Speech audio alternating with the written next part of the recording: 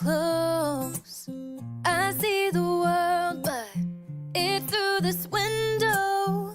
Another side to see, I'm ready to know. Not every story's written on a sleeve. Some stories take digging deep. Eyes wide open, words unspoken.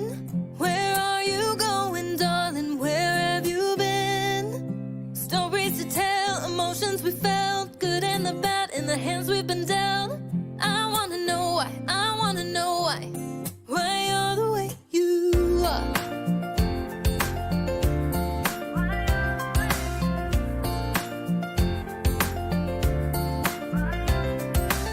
He's from the city, she's from the south. Two different chapters told miles out. Their back row living in his White House.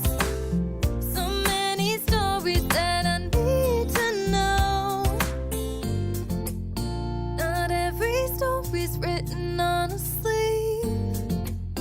Some stories take digging deep. Eyes wide open, words unspoken. Where are you going, darling? Where have you been? Stories to tell, emotions we felt, good and the bad in the hands we've been dealt. I wanna know why, I wanna know why you're the way you are.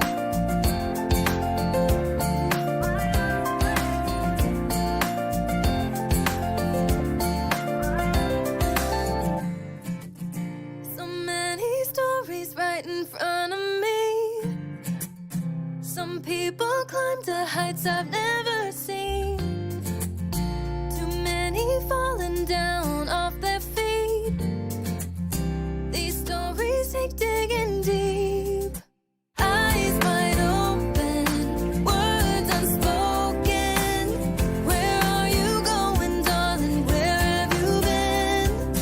Stories to tell, emotions we felt, good and the bad in the hands we've been dealt. I wanna know why, I wanna know why you're the way you are. Why you're the way you are.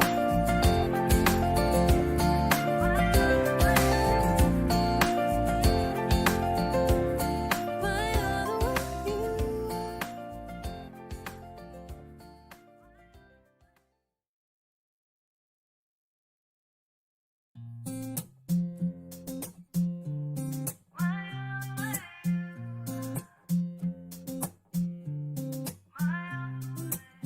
Tiptoe around with face of a stranger. Quiet observer, never get too close. I see the world, but it's through this window. Another side to see, I'm ready to know. Not every story's written on a sleeve. Some stories take digging deep. Eyes wide open, words unspoken. Where are you going, darling? Where have you been? Stories to tell, emotions we felt, good and the bad in the hands we've been dealt. I wanna know why, I wanna know why you're the way you are.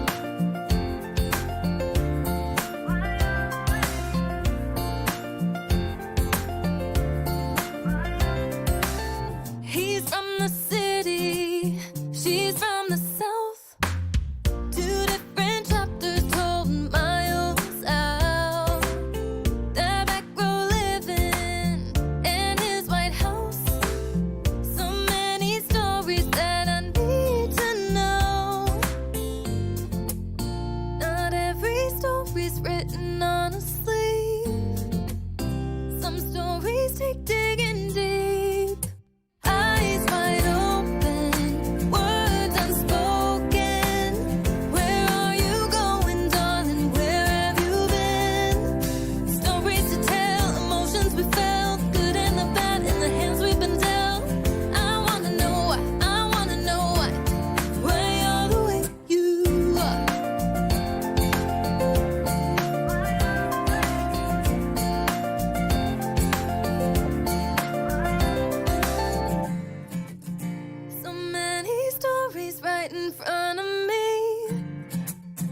Some people climb to heights I've never seen. Too many falling down off their feet. These stories take digging deep. Eyes wide open, words. It's not. Can you speak with a southern accent? It's against my upbringing and my nature to. Actually, I was gonna say we are live with the timer right out, so we came in on Scott playing the banjo. I got roots from Kentucky. My grandmother and her all those grew up in Kentucky. So, are we really live? Okay. We are live. I figured it's professionalism as a subject today, so I would unscream, but instead we got banjo bringing us in. So it's about on par with corporate. Well, good. Yeah. It is on. Yeah. All the professionals. We're not live. Keep on. Here's some banjo. I like that. It was good stuff. Maybe in the middle of the show we'll have a musical interlude. I'm gonna get us started. I'm gonna say good evening, everyone out there. It is Wednesday night, and from what I'm told by our producer, we are live. So hopefully you're out there hearing this. We got a light crew tonight, and we are going to talk about being professional. We'll get to that in a little bit. Professional by everybody showing up to be on the show. It's a great topic. We're going to talk about being professional in general, as a general rule, but then also some rules for the road for the publishing and entertainment and print and written word world that we all kind of occupy in one way or another. And and if the topic goes on from there, we'll just follow it. If you got and maybe some banjo playing, we'll find out. If you got a topic, you got a question or an idea or something you want to talk about, throw it in the comments. Tim's going to keep an eye on those. And it doesn't have to be about the topic we're discussing this evening. If it's about comic books or pop culture or something else maybe you want to chat about, we love the participation. Before we get too far, I want to remind everyone that there is 4 days left. Sunday night, our Kickstarter campaign ends for Twilight Grim #2 and Friar Rush #2. Those comic books are fully written, fully inked, colored, lettered, and ready to print, and the campaign is fully funded. So if you hop on there and back those comic books, you are guaranteed to get them in a matter of weeks, a few short weeks. Once those are done, Kablam clicks print, and they start fulfilling those orders. What we are working toward right now is our stretch goals, and we are working toward a $3,000 goal or 100 backers. Whichever one happens, we will be very happy with, and we are going to give you a free novel. Let me click. I'm going to click, pardon me for just a moment. The novel, I had it in front of me. You are going to get R.A. Jones's, and I clicked the wrong one. Give me a second. The Road Twice Traveled, a novel for free. Digital. Yes. I had it in front of me. I'm so sorry. Talk about professional. I had it in front of me. Stretch goal. Yeah, we're going to send you a digital copy of The Road Twice Traveled by R.A. Jones, co-author of Bulletproof Monk and other stories and comic books. A lot of Star Trek titles to his name as well. Correct? Is that correct? Yeah. Yep. All right. And so Kickstarter.com, you can look for Silverline or Roland Mann, Mann, and you will find our project there. You can also head over to silverlinecomics.com and see all of our titles that have been created and kickstarted and launched and ready to go. You can order those. You can order as many as you want. We recommend at least 100 and give those to all your friends. And you can enjoy the Silverline world, which is growing by leaps and bounds. And if you ask, why do we put up 2 titles at a time? It's because we have so many great stories just ready to go in the Silverline world that we're launching them 2 at a time, and that gets them out there. So it's great to see we have now Twilight Grim number 2, Friar Rush number 2, Kalis number 3 on the way. 3 and 4, right? 3 and 4 on the way soon. So it's really cool. You're going to see the stories that you're seeing develop, and you're going to hopefully you're falling in love with, and you're just clamoring for more. And we're doing our best to get them out there. So tell your friends to go back our campaign right now on Kickstarter, and then we can get toward that stretch goal of $3,000 or 100 backers, and you'll get a free digital copy of a novel. And then, before I forget again, we will always want to thank Daytona Beach Comic Con. They they sponsor this show, and they have their convention coming up in September. So go to their Facebook and all their pages that you can find, and like, follow, subscribe, so you can get all the updates and you can support them. And if you are in the Daytona, or I guess maybe somewhere south of the Mason-Dixon, you can go see Silverline folks that will be there and say hi and get your comic book signed. And some of you I know even got a signature book, so you can get signatures done right on your signature book, which would be really cool and probably going to be worth millions of dollars in a few decades. So that's no guarantee, but I got a feeling. At least a million.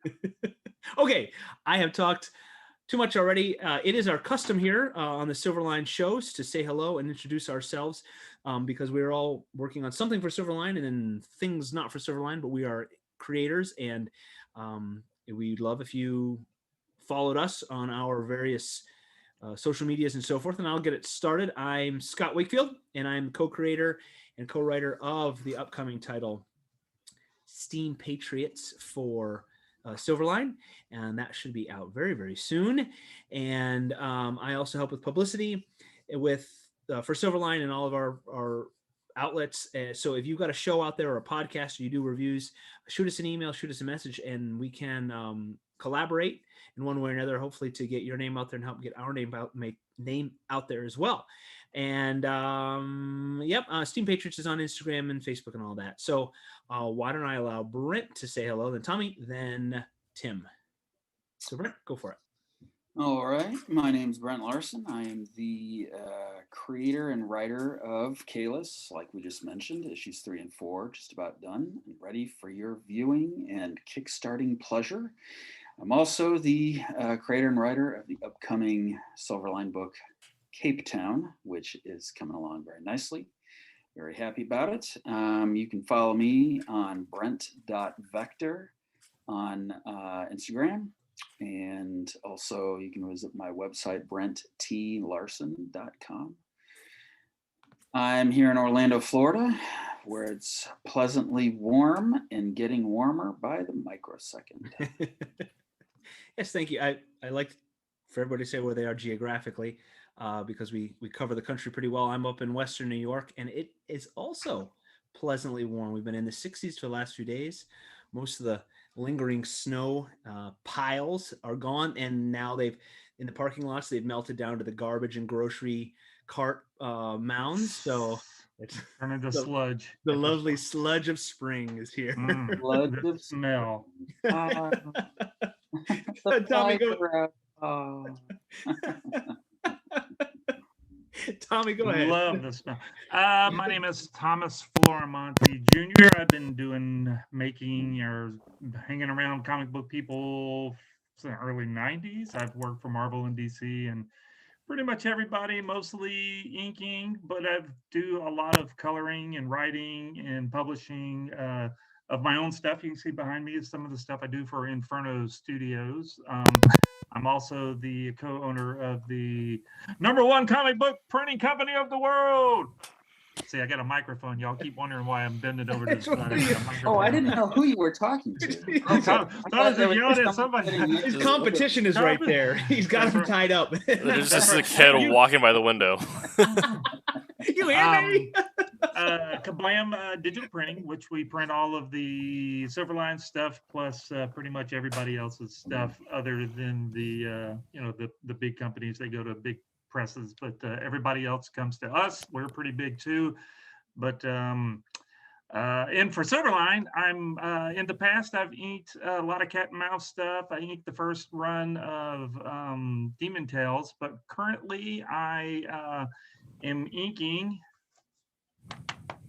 have it written down, I am inking the Silverline team-up book featuring Champion and Miss Fury. Mr. Pete Clinton, he's over on the Sunday show. He's the one that's penciling that book. I'm inking Rejects for over Mr. C. Michael, which he's professionally not here today. I don't know what happened to him. Yeah, where is this guy? Yeah, I don't know. So because I've got I was going to show you all the page. I inked one of the pages on paper so he can hear some of the from the Rejects book. I'm also inking as we get going a little further the Silverblade book with Dean Zachary, and I think he's doing spring break stuff with his family, so that's why he's not on tonight. And then we're going to get back on to Trumps. I know that we've got the third issue, or it's not the third issue, it's the second half of the first half of the second book is being drawn by Mr. Quentin Bedwell, if I'm pronouncing his last name correctly. And then Pete's actually penciling the second half of the second book. That's too many parts. Third half of the fourth. Yeah, something. Yeah. So okay. So anyway, yeah. So I'm inking all that kind of stuff too once we get around to it, and then covers here and there and all over the place. But and no sleep. That's what I'm doing. Who needs it? Nope, nobody. Sleep is for chumps. Sleep for suckers. All right, Tim, go for it. Say hello. I am Tim GK. I'm the associate editor at Silverline, and I help with the online scheduling and run the craft series, where we just had our own Haley Martin with a post on scheduling your own project. It's a very nice professional tool for indie comic creators. Yeah. I was hoping she was going to be on tonight, because that would have been a really professional segue because of all the stuff that she wrote. I was going to say, how did you come? Because I've been doing this forever and I don't break it down like you do. Oh, it's really good. Yeah. Yeah, it's really good. I also do I'm the writer creator of Wolf Hunter, a World War II action espionage comic. First issue set to come out later this year. And I also do my own streaming stuff, which is now happening before Wednesday night streams. So earlier today, I streamed some Age of Empires, and that is a fun adventure where I've now begun filing taxes as someone who is self-employed. Oh wow! With streaming income, that's fun. Wow. Okay, that's exciting. Yeah. Yeah. Let's talk about the 1099 side of professionalism. Yeah.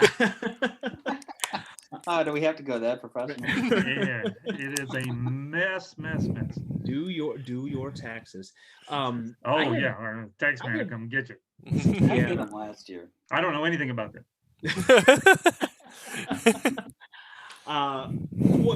Tim, if people want to read the craft blog and read Haley's great article about being a professional, where can they do that? Silverlinecomics.com. Thank you, sir. And some of our folks are vacationing tonight. Rory, I know Rory's having a rough life right now. He's in Hawaii. Oh God! Really? You got lost on the way to Ohio. That bad, huh? Yeah. Florida to Ohio. Florida. Some sort of left at Albuquerque, right? How did he do that? The snow's almost melted there. Right. And he didn't take us with him. I don't understand. No, but he sure sends me pictures. What? Oh boy. Okay. Punk. Yeah, that guy.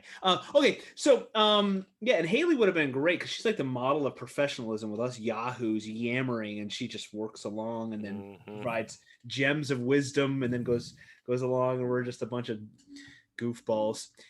The topic tonight is professionalism, and I have not been in this industry for really any amount of time, but I have studied quite a bit, and it was beat into me at school to treat yourself as a professional.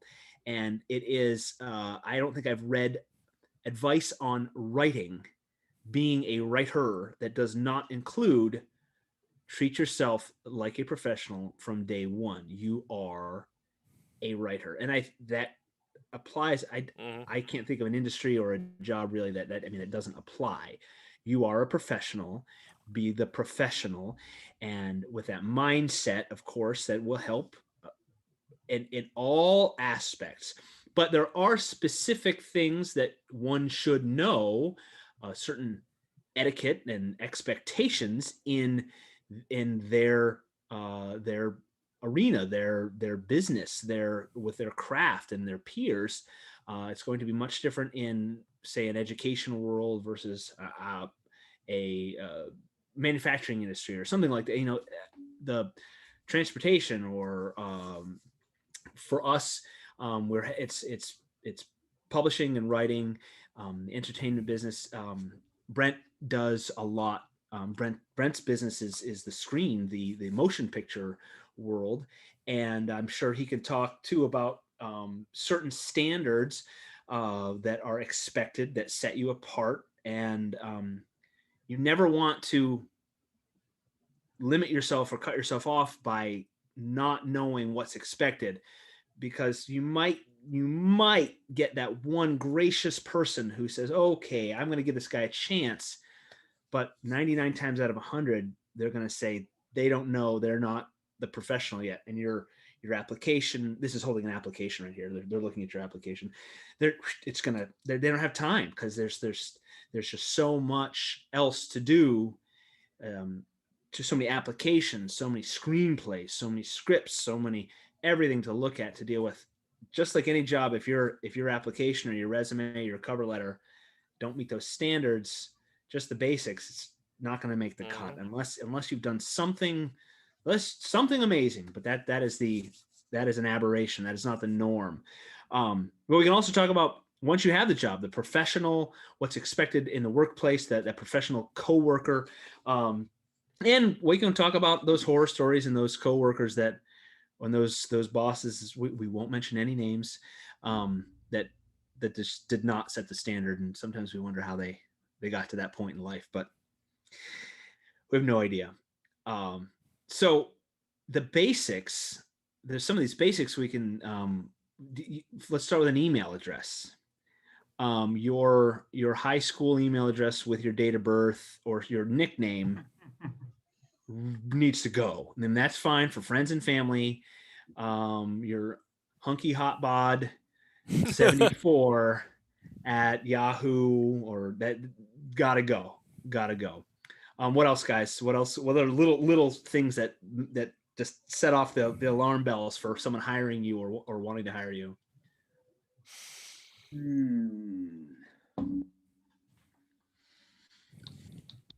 I'm trying to come up with some stuff. The one trying to hire you, man, it's that thing of trying to get the job without having the experience thing. Yeah. You know, is always tough at the very beginning. But I can. Luckily for me, I was able to, lack of a better word, was able to get in on some people's coattails, kind of a thing. So I was able to do the work. Yeah.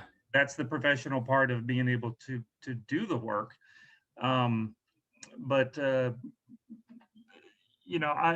lucked up a little bit when I got in with Roland and Steven and Mitch Bird and all those guys. They helped me a lot to break in.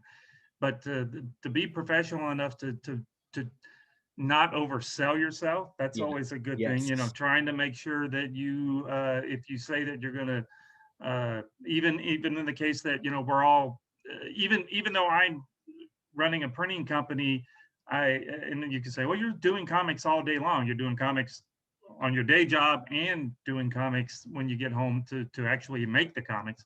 I kind of think of them as two separate things. So you got to be able to produce. That's the biggest professional thing to me, because I know lots of folks that got in that just can't do the work.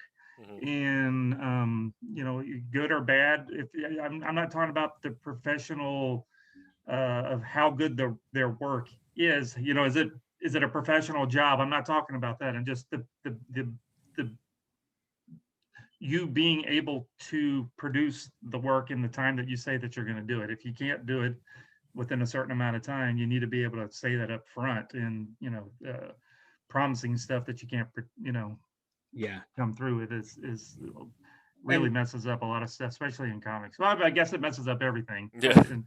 And we talk about that with the TV shows and the writing and all the kind of stuff for the movies and stuff. But with comics and stuff, because it's a big conveyor belt kind of thing. You got the guy writing it, then the guy penciling it, the guy inking it, the guy lettering, the color. So the guy at the penciler is not able to produce the pages fast enough. Messes up everything. If the inker is not keeping up with the penciler, then the colorer can't do their job, and so it's a big conveyor belt of professional people. I'm rambling on now. No, it's fine.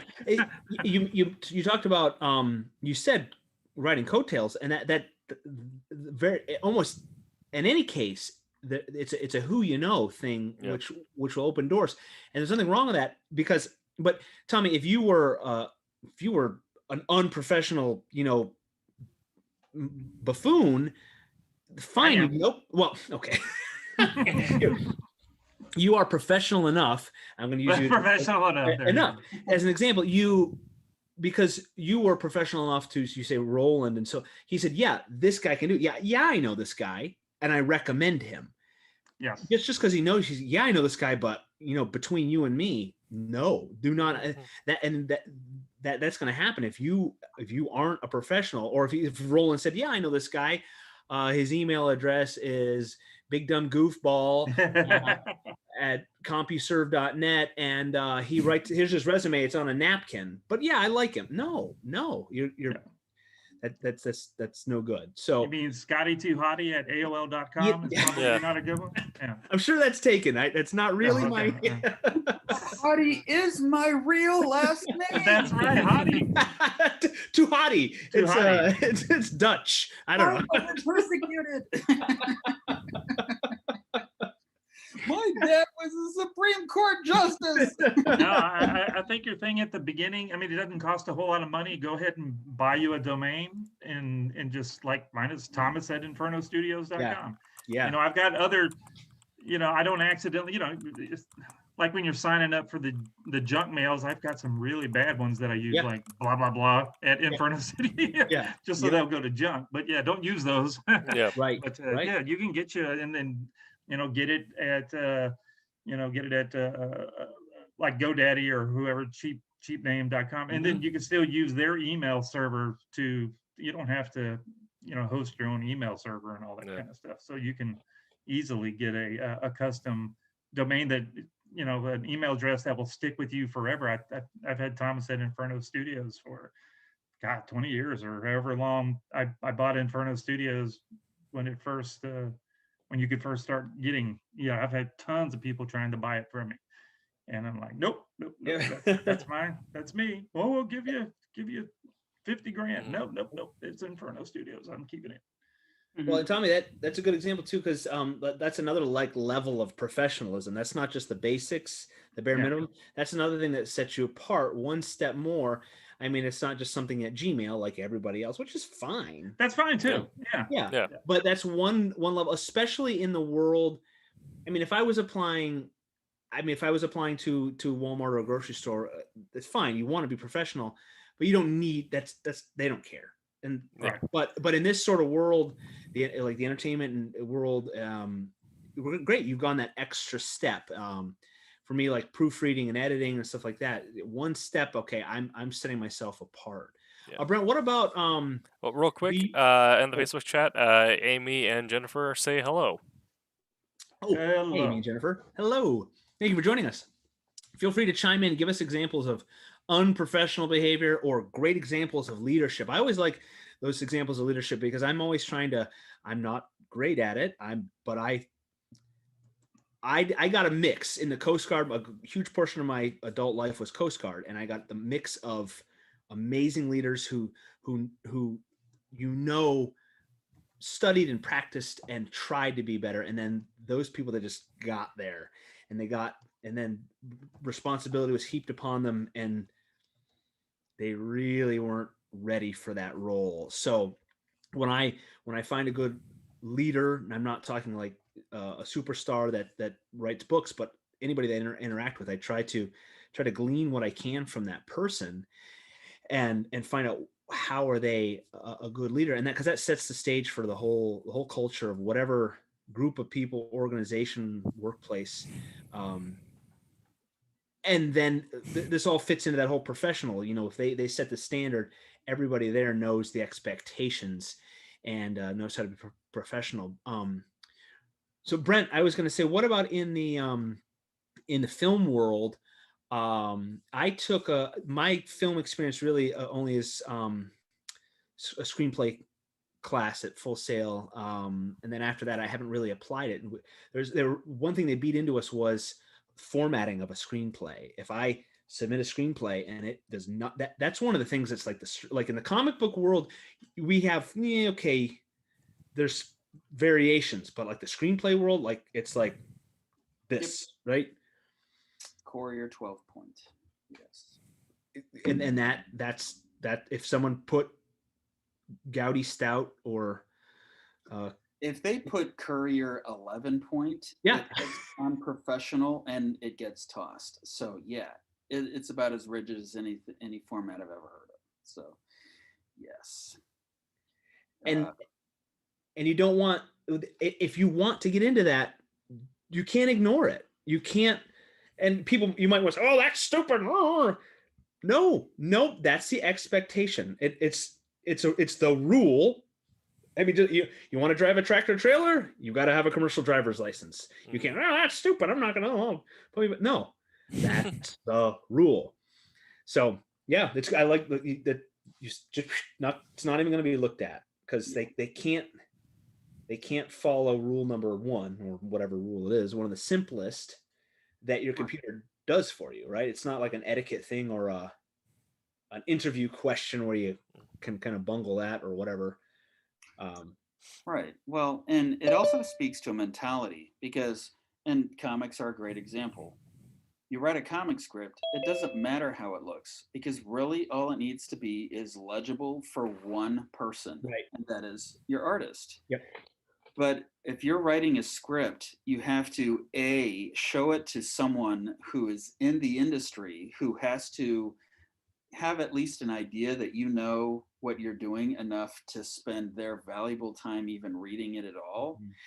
Then they have to show it to, if they want to, pursue the project, they have to show that script to a director who has to look at it and realize, okay, this script is 120 pages long. Okay, if it's 140 pages long, this guy probably doesn't know how to write because he's just writing too much stuff. Yeah. If you're Aaron Sorkin, you can get away with it. But if you're a newbie, you cannot. And then that script then has to get shown to like the production designers so that they can figure out exactly what they need to buy to make your sets look really good. And if they look at it and they see that it doesn't look right, then they'll be like, who is this guy? And you'll be creating doubt around the project. You don't want to do that. The actors have to be able to look at the script that you wrote and be able to know exactly when their lines come in. If the person who has scripted the lines is competent to write good dialogue. I mean, everything hinges, so I love script writing. In one respect, it's the easiest part of the process because I can write a script, hand it to my friends, and then go and do whatever I want. And they have to do the hard work of putting together a production. Now, the funny thing is, I produce most of the production too. So I kind of, that's not my favorite part of it. But anyway, writing the script is also the hardest part of it because everything pivots on you getting it right. And it also is funny because it's the one thing that can get hammered the most. Because if you write a script and your filmmaker friends read it, they can be like, Brent, which I'm not buying what you're selling. This has happened to me several times.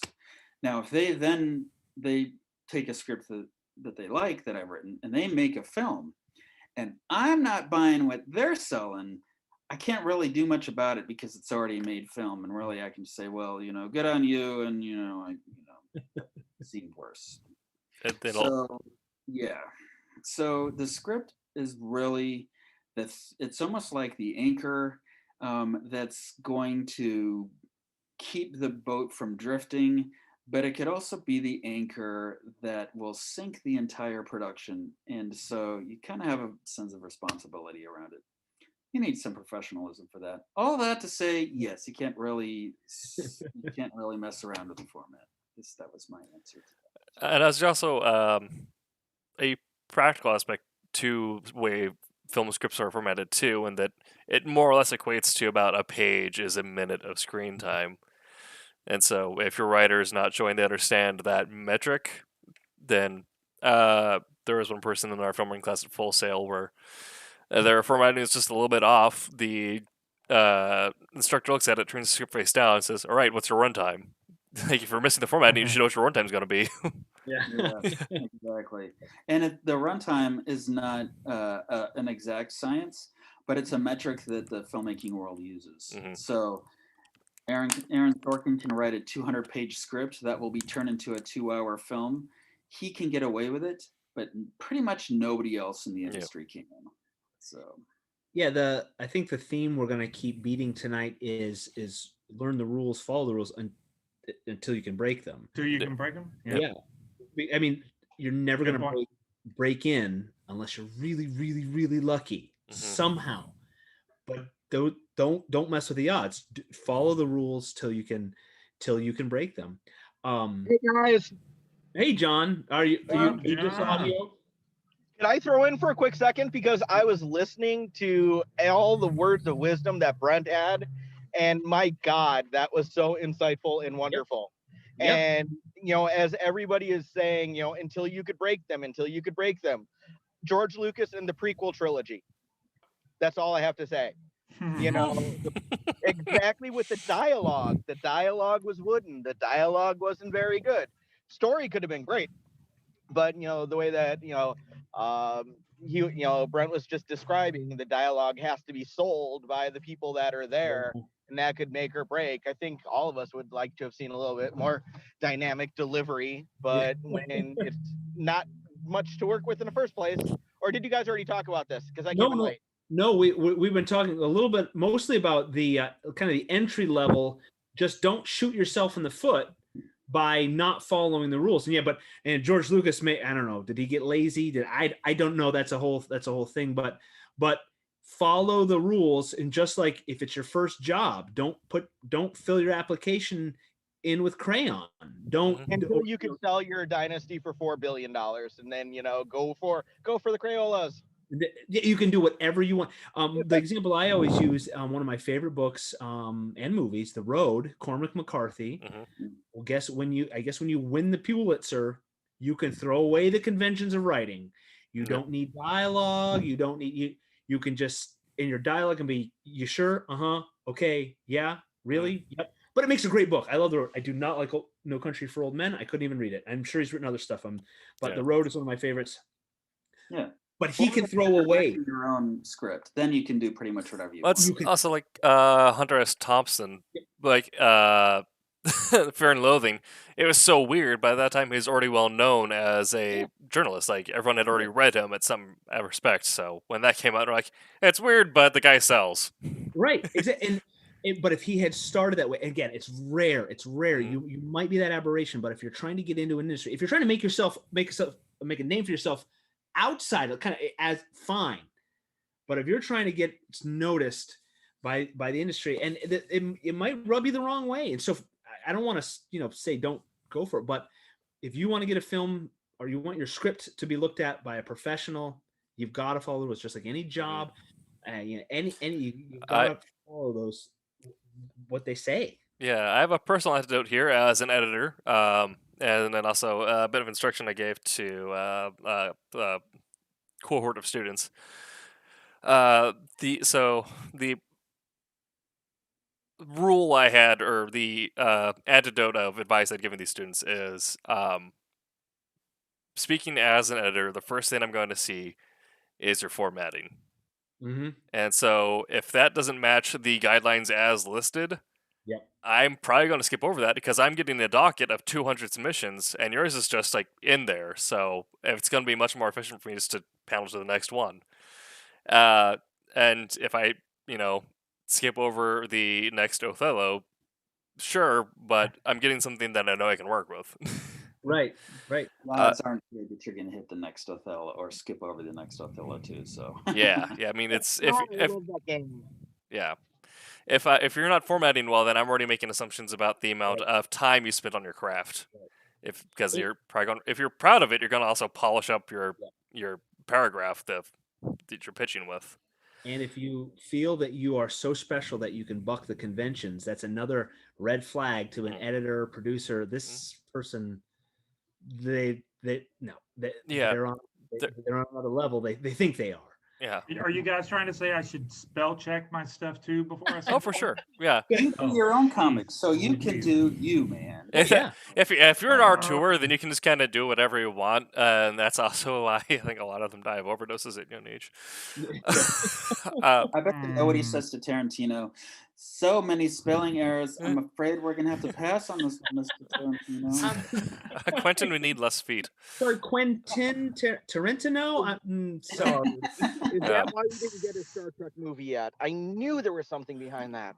I mean, that's also why I hear about it is if it's not his own project from like top to bottom, it's a kind of a nightmare to work with someone like that. So I getting him to do something Star Trek related where he has to work with the Roddenberry estate and CBS and all that, it's going to be a lot for him. Yeah. The personal anecdote I had is I won't go into specifics, but there's a person who at a publication I had to essentially pass the recommendation to Can. We're asking for full scripting. We'd first we asked for outlines. The outlines came back kind of wonk. I'm like, all right, sure, let's go straight to a full script and we'll see what we can do there. Instead of getting a hybrid of full scripted panels, a few Marvel style script pages, and then a paraphrased like chunks of story. Here's like pages 17 through 20. This happens. Page 21, panel 1. It's like, what? And then also the last 2 pages were missing. He said, I'll get to these later.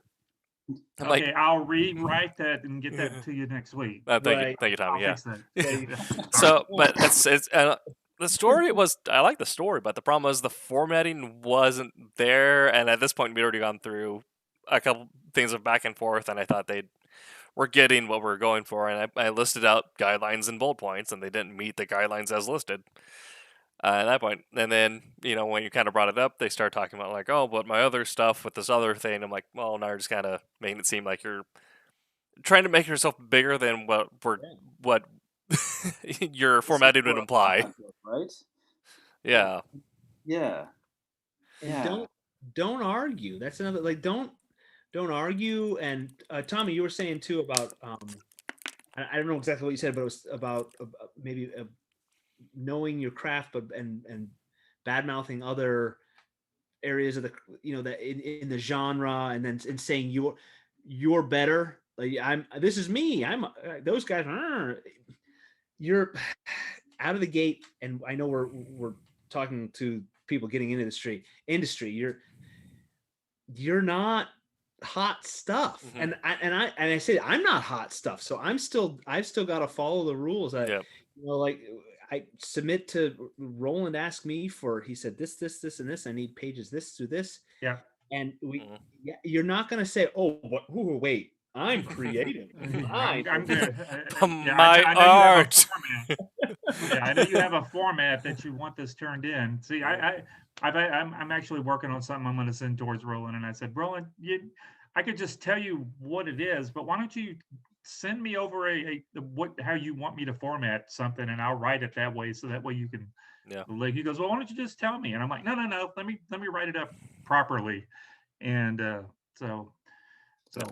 so I'm gonna follow the rules myself, maybe a little bit. They also submission guidelines. If you're talking about getting your foot in the door,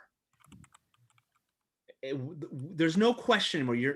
You're not calling anybody anymore. Well, you might be, but everything's spelled out in front of you now. There's no reason to miss this. If there's somebody you want to submit a story to, a screenplay, go to the website and there's submission guidelines. I would say almost 99% of the time are going to be there. And most of the time they're going to say, we don't accept unsolicited manuscripts. But if they have submission guidelines, follow them to the letter. And it's the same way with the art and stuff too. When you're trying to see new pencilers and all that kind of stuff, if they just, we need to see sequential artwork. That's what and if they send a bunch of pinups, you're like, well, that dude standing there looks really good. but can you tell a story? And it's like, no, but look at this. I could draw the girl doing this. It's like, no, that's not good either. Can you draw her just talking? Nope. But I can make her do this. Yeah. See, that's and I haven't been in a decision where I've seen like, oh, they do like really cool art, but I haven't seen any panels like, let's talk about a cover. I don't want you doing interiors yet.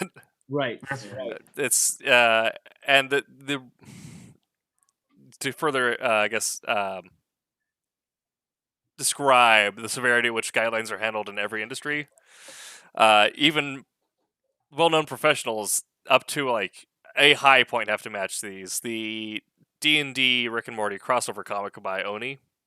It was co-written by Jim Zub and Patrick Rothfuss. This is Patrick Rothfuss coming off of the King Killer Chronicles being like the best new selling fantasy series in a while. Sure. But Jim Zub has been doing comics forever, and everyone in the Big Two knows him. He's done a lot of good stuff. It's got a lot of reviews. And so he's doing stuff by the guidelines for Oni, like 22 pages, no more than 5 panels or whatever. But Patrick Rothfuss, because he's coming off of Times to Seller, all these other fantasy awards, everything like that, he comes and like, what if we just get like an extra page and a few other panels? Pat Rothfuss can get that, but Jim Zub can't. So, and it's like, unless you're a New York Times bestseller with several awards, and to the point where you're crushing like Game of Thrones sales numbers, you're gonna have to deal with guidelines.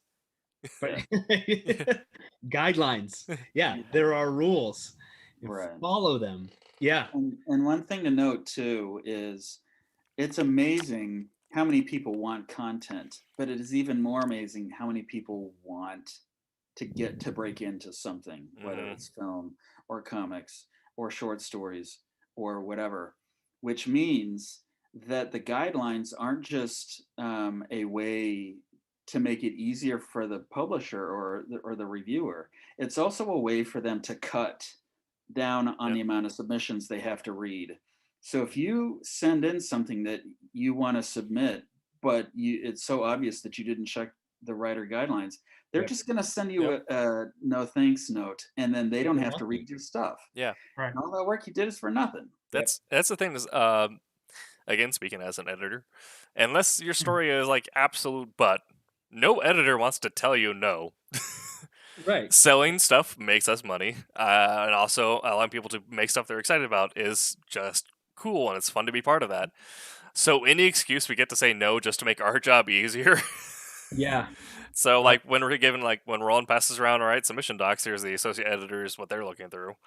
And I'm like, all right, this guy's stuff is a little off. I'm going to cut that because that means that I have now opened up more space to find something else that I'm excited about later on. Yep. Yeah. Hey, John, are you still there? He's asleep. Yeah. Well, I see him snoring. When he comes back, I'm here. There he is. Okay. There he is. So John is in the college world. Yes, right. The yes, sir. I am. Education. Give us some pearls of wisdom, just like the professional life. It doesn't have to be in any industry. What you tell your students and what you sell to set them, how to tie a tie and shine your shoes, kind of stuff. Okay, great. I'll share this from when I was a program chair for the School of Technology and Information Technology years ago. We have different people from the industry come in twice a year to take a look at our programs, to take a look at our curriculum, take a look at our equipment and the software, and talk to our students and give us direction. Are we meeting the needs? if you were hiring today, what should we be training our students for, looking towards tomorrow, and things like that.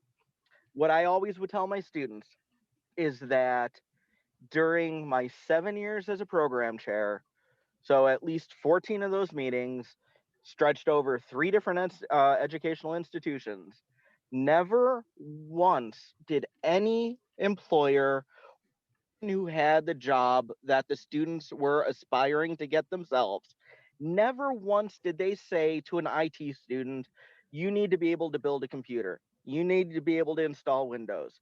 You need to be able to put in a video card.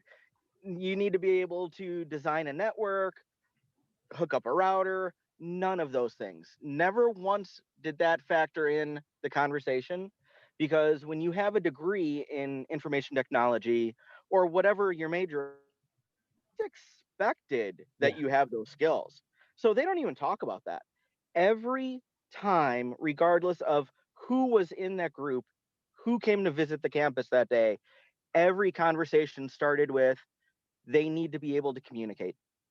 Yep. They need to be able to communicate orally and in written form. They need to be able to write a coherent sentence.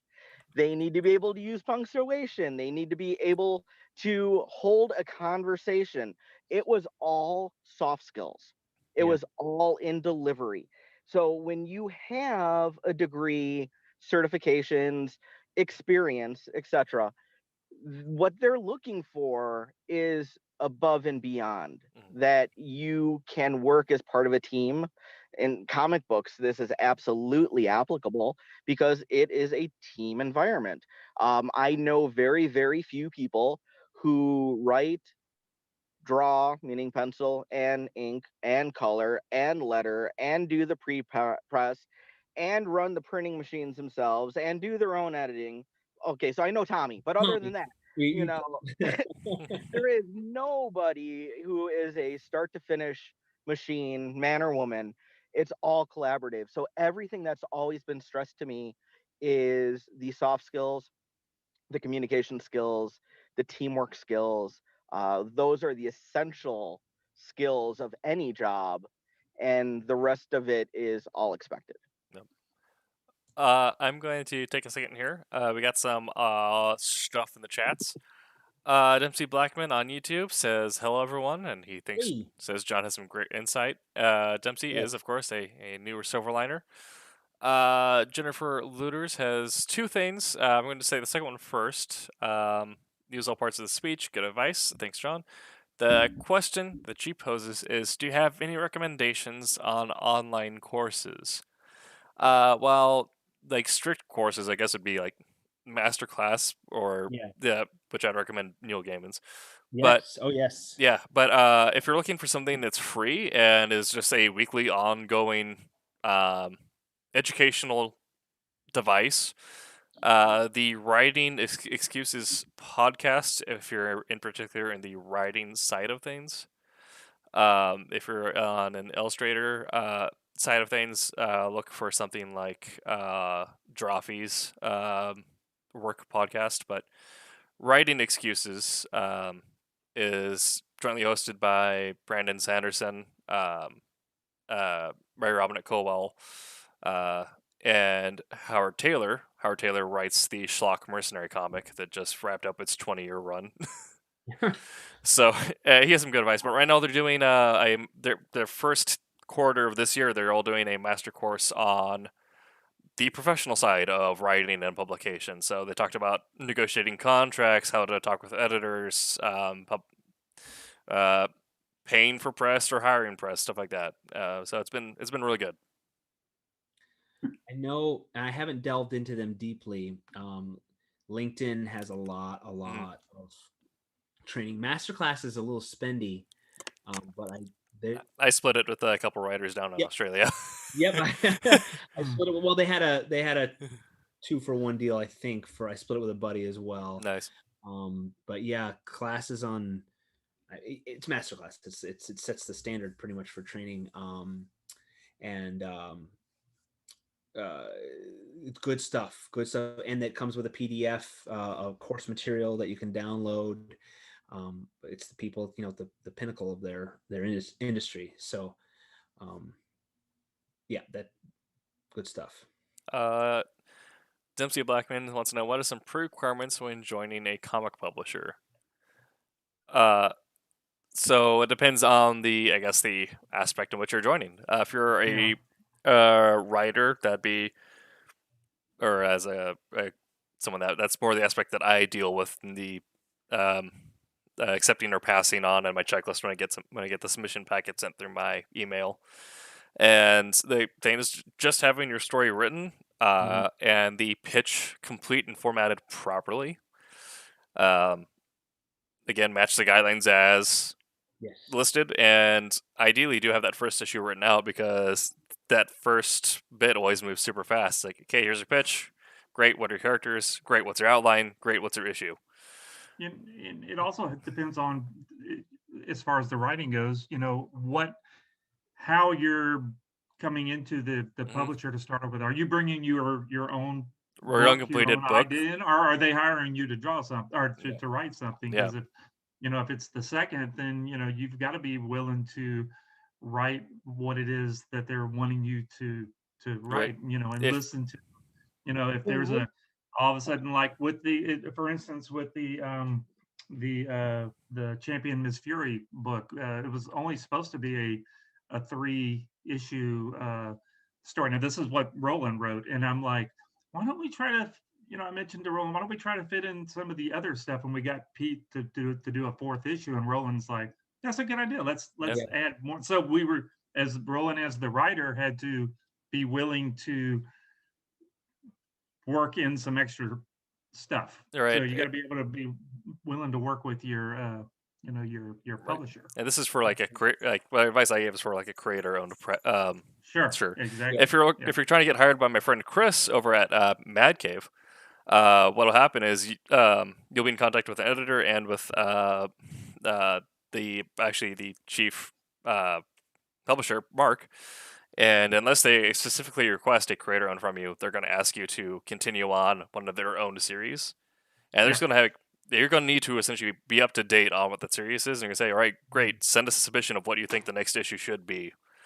And they're probably going to give you an outline, kind of saying, here, kind of get us to here, these 4 or 5 things need to happen. You just make them, figure out how you want to get there. So you have to figure out how to match tone, how to essentially mimic someone's character style. Dialogue and pacing you can mess around with, because that can change writer to writer, as you see with other stuff. But characters, tone, and everything all needs to stay consistent throughout the run, pretty much. And so that'll actually require a little bit more experience, because you have to know how to mimic. That goes along too with, if you're making a submission, make sure you have studied what they publish. If they're a kid's book or a kid's genre, you want to send something, R-rated, blood and guts and all that. Follow the submission guidelines to get in. And I beat the drum. Tim, you said it too. Finish something. Finish a story. I love the National Novel Writing Month, NaNoWriMo. It makes you sit down for a month. Now, this is for novels, but I tell people, get from point A, get from beginning to end, and just write the dumb thing. And if your protagonist, your hero, turns from a adult male to a female child to a alien by the end of the story, who cares? Just figure out how to fix it. I know that's your story. It's exactly. That's Okay, I got another story. That's Neil Gaiman's masterclass. He says your first draft, you just sit down and you write it, and then your second draft is the art of making it look like you knew what you're doing all along. Exactly. There you go. I think Hemingway said a rough draft of anything is excrement. He did not say.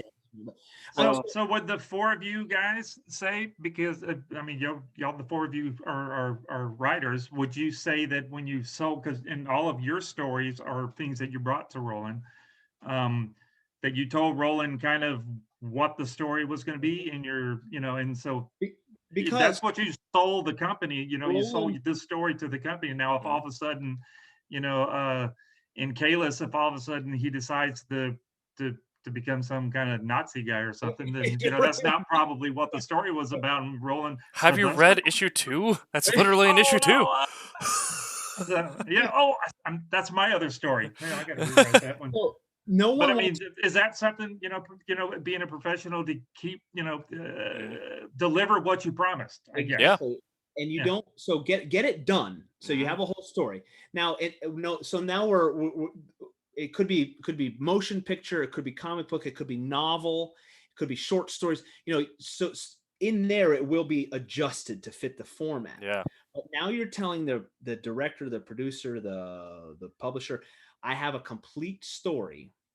And then you're also not a variable, especially in the comic book world. I mean, Roland's not going to commit to my story that's open-ended. I'll be like, we'll finish it when we finish it, right? Yeah. Roland, 2050. You just keep cutting me a check, like whatever. He's not going to commit to that. He wants to know I have the story fleshed where out. It's going, how it's gonna, at least that it's going to end. Where. But I mean, but being the publisher, if you guys come up with a thing going, I know where it's supposed to go there. We're still going to get there, but I've got this idea. It's just be so cool. And Roland might go, yes, let's do it. Y'all do it. Mine was a little different actually, because I did not initially bring Wolf Hunter over. I was another artist had essentially been greenlit before, and they didn't have anything to work on. So I got what is known as a request for solicitation, which if you are tied in with other editors, or once you build your network, occasionally you might get an email saying like, hey, I'm looking for blah, blah, blah, blah, blah. Send me stuff. Mhm. And that's also when you find those publishers who don't have open solicitations, follow their editors on Twitter or whatever, because sometimes they do calls out to their own networks, and Twitter gets used for that a lot, or just try to meet them in person and be like, hey, I'm a writer. Hey, nice to meet you. Blah, blah, blah. Great. Shake your hand. Don't try to sell them anything Right. while they're at Del Taco. But just let them know that like you have cards you can exchange.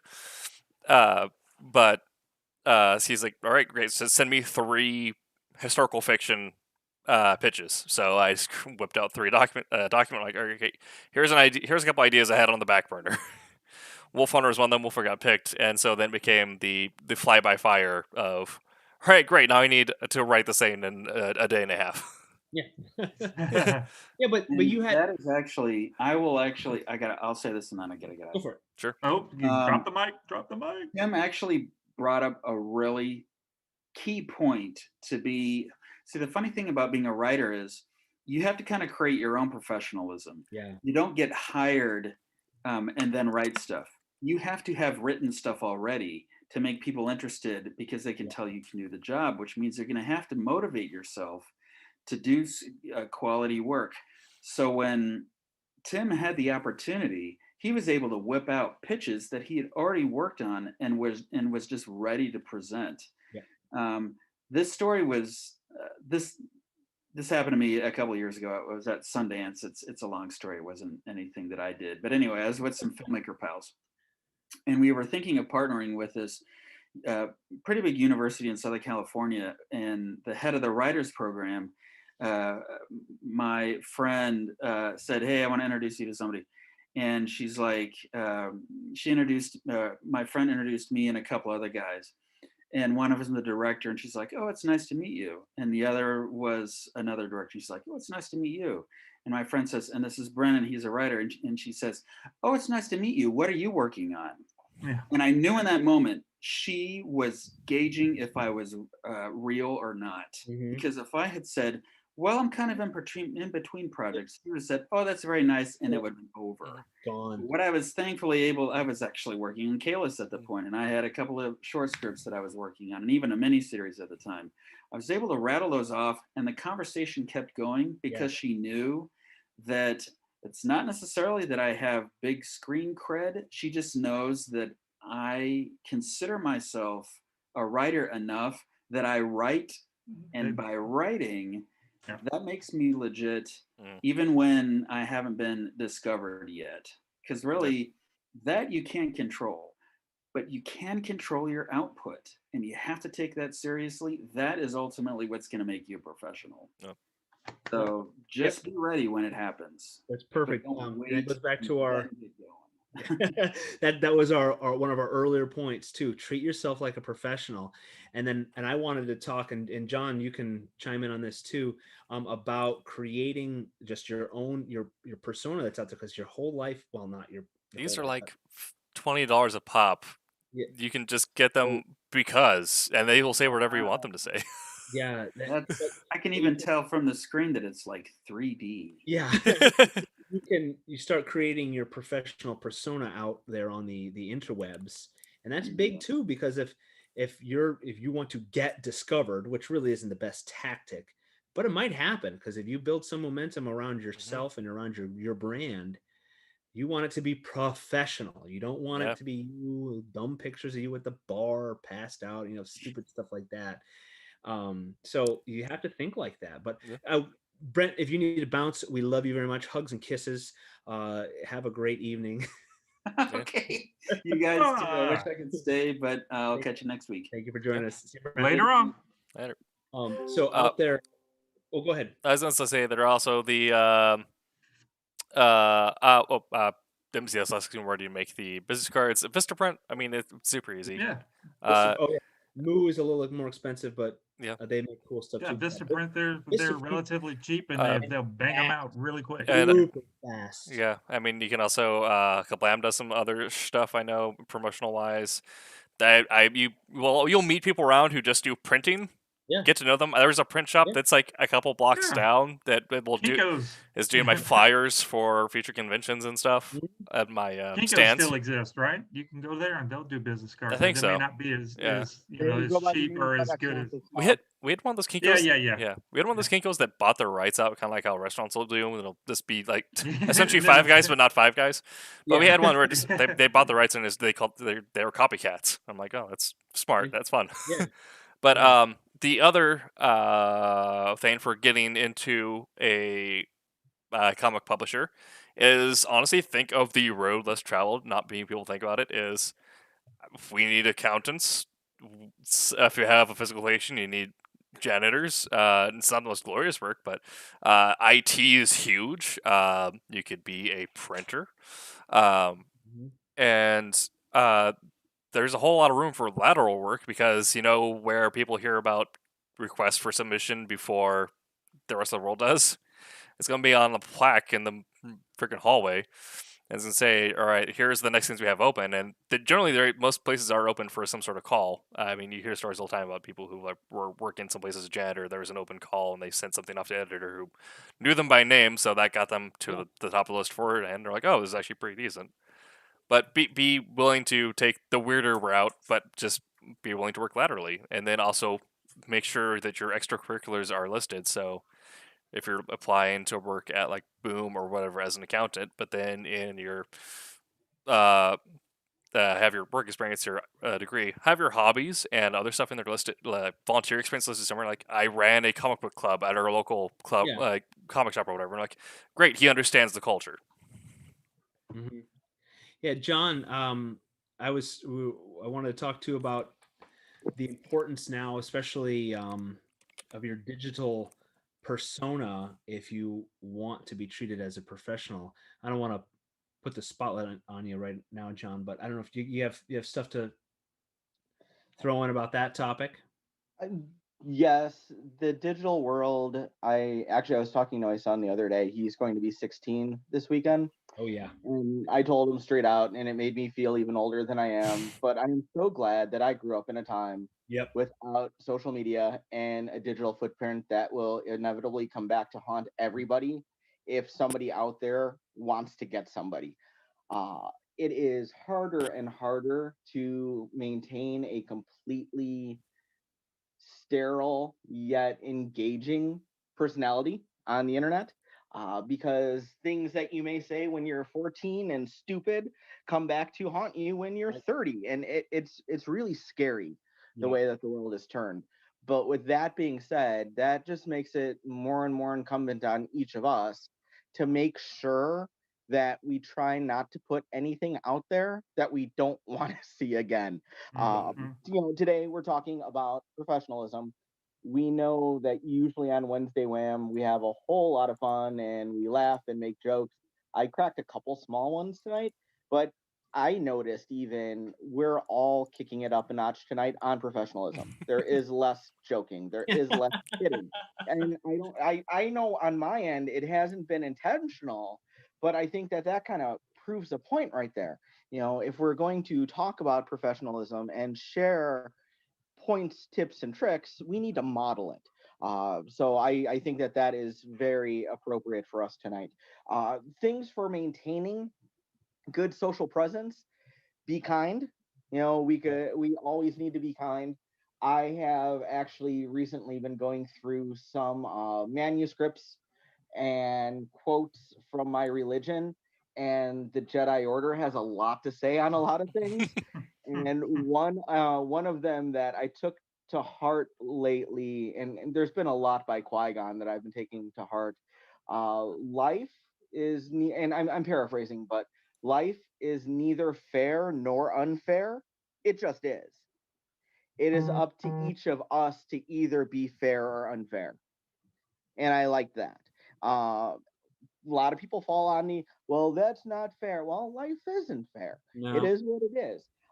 But with that being said, it's also what you make it. So if you're out there, as y'all said earlier, with pictures of you drunk and passed out, and I don't care if weed's legal in Illinois and Colorado and stuff not. I've never partaken myself, so yes, I am a square. But if there's pics of you out there, token up every weekend, just because you can, doesn't mean you should. And if you're going to do that, maybe it's not something that you want to put forefront on all of your social media pages. We have a judge. It's a very unfortunate story. I feel she's a young judge in Rochester area who put her life on social media, and it did not go well for her career because she needs to be the unimpeachable. She's a judge. Yeah. And it spiraled out of control because of her social media posts with alcohol, and then clearly not obeying her parole on social media. So there's no question about it. It's just it's an unfortunate story. Young judge that her career just, and it's sad. And I kind of think a lot of it could have been avoided if she didn't have people taking pictures of her and putting it on social media. It's a shame. But John, you said be nice, be kind. That's key. And do not burn bridges. Burning bridges. That's especially in comics. That is number one. There's, if I could share this with you guys, the reason I'm an assistant dean today at a community college is because of the comic book artist Stephen Platt. Okay. All right. So here's the story. Mm-hmm. I was working in a comic book store in my college days, and Stephen Platt burst out on the scene. Moon Knight 55 was like a hot issue. The day it came out, we had only like 5 for the shelf. Looked cool. I grabbed 2 and put them underneath the counter. I was going to buy them after my shift, and the owner comes in later and he's like, "Oh, did we sell out?" I'm like, "Yeah, except for the 2 I'm buying later." He's like, "Oh, you can't buy those." I'm like, "Why? I won't even take my discount. I don't care. He looks cool." So my owner, the comic shop owner, not my owner, I've never been purchased. Yet. Right. Sure. Yeah, whatever you say. Nobody's liked me enough to put the ring on it. So anyway, I started shopping at a competitor. My shop that I was working at lost its lease, and so I'm picking up books at the competitor, and he's yelling and screaming at the distributor that he's working with, and hangs up. And I'm like, "Who do you go through?" And he's like, "Oh, I'm at Friendly Frank's." "Why?" I'm like, "Go through Diamond. They're a heck of a lot better." Keep in mind, this was the 90s when they were. And he's like, "Well, how do you know?" And I was like, "Well, I used to work at such and such a store, until they lost their lease." And he's like, "Oh." I'm like, "Why? You hiring?" And he's like, "Oh, I'd love to get somebody in, but I can't afford anybody." I'm like, "Oh, okay." Well, 2 weeks later, he calls me on Friday. I was out on a date, and Saturday I was out on a date. Again, nobody put a ring on it. Sunday, I go in the store, and the kid working behind the counter said, "Oh yeah, he said, Jim said that if you came in, that you should stop by tomorrow. I think he's going to offer you a job." I'm like, "Okay." So I stopped in on Monday. offered me a job, started working at the different comic store. Cool. Well, those two guys that owned the comic store went to school for computers, and they were computer trainers. They kept saying, hey, you're in school to be a teacher. You should come work with us. You should come teach with us. I'm like, I don't know. We'll see. I didn't like my whole student teaching, got my state license. I get a call one day from Jim. He's like, hey, you still looking to teach? I'm like, yeah, eventually. He's like, good, because you have an interview Monday morning. And this was after they shut down the store when I graduated because they didn't trust anybody else to run it. So I had my first professional interview set up, and then they stepped away. They're like, here, we got you the interview. You're on your own. The woman that hired me for my first teaching job is like my second mom to today. I just checked my email as I was pulling in the driveway, and I got an email for my son from her for his birthday. Thanks, Chris.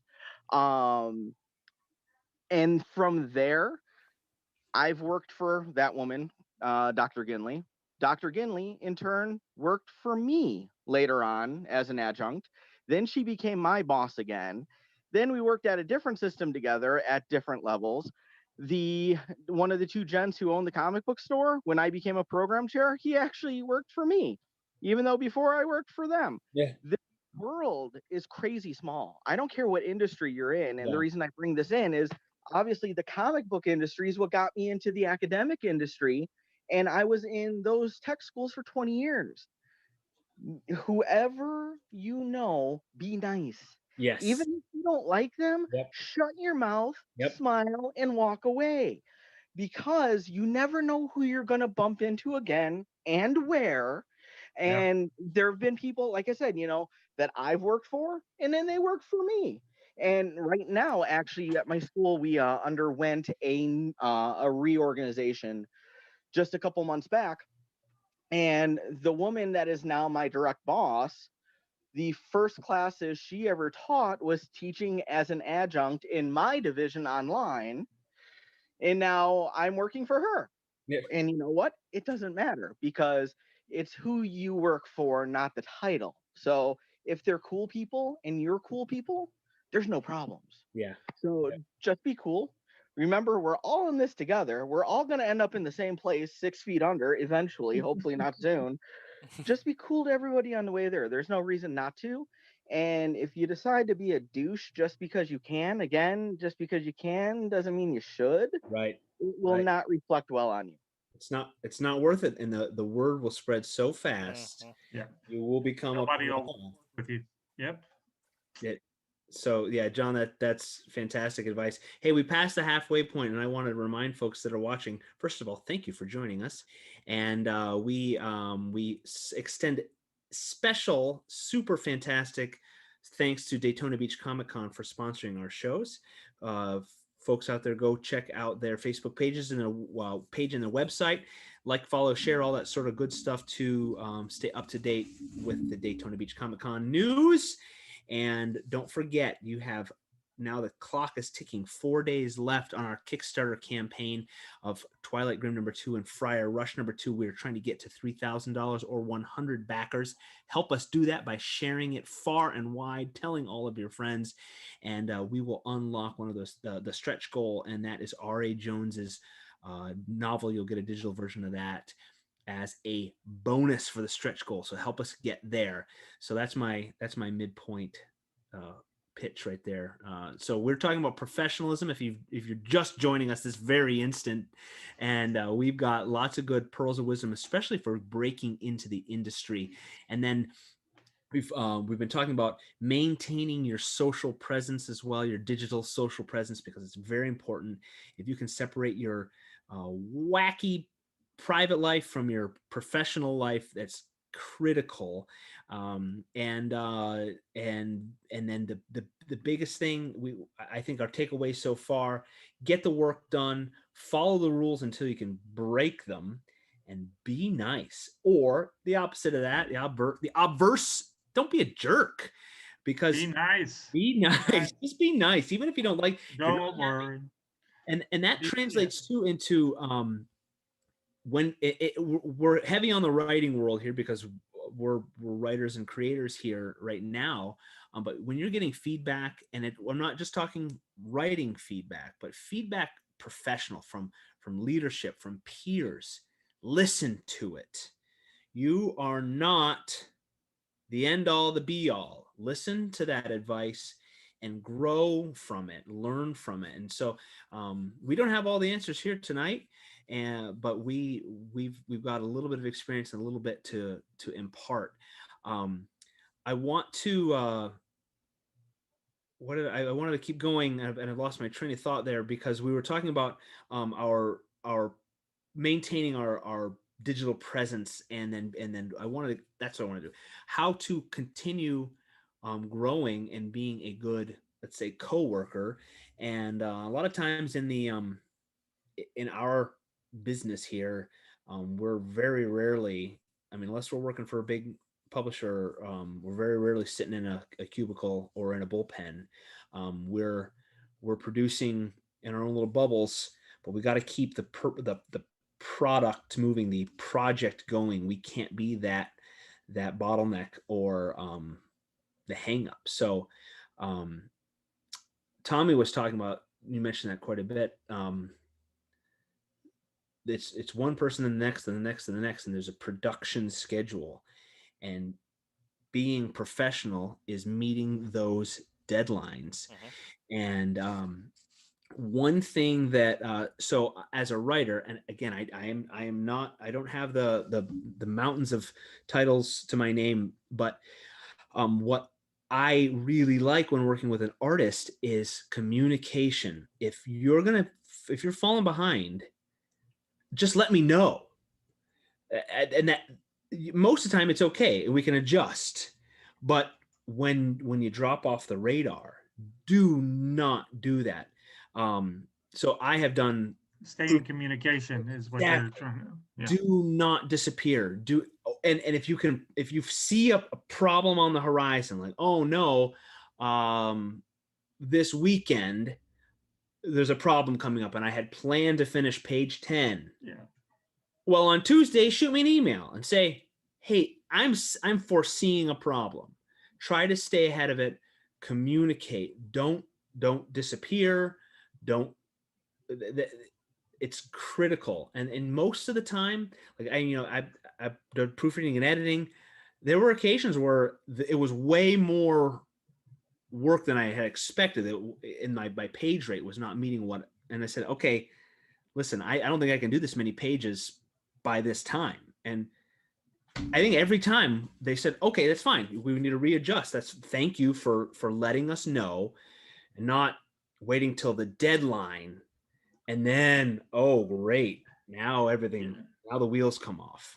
We talked about, being professional enough to do the work, but you also being professional is realizing that you've gotten over your head, and you have to go, there's, don't, like you're saying, don't wait to the very end when you say, I can't get it done. If you take on a job and you realize that you can't get it done, I mean, it's not professional to just quit, but sometimes you need to let everybody know that you can't get it done and you're going to have to stop. That way somebody else can be put in, so we can get the work done. So that's still, it's not, I'm saying not being professional because you didn't get the work. Am I making any sense? Yes, you were able to say that I couldn't get it done.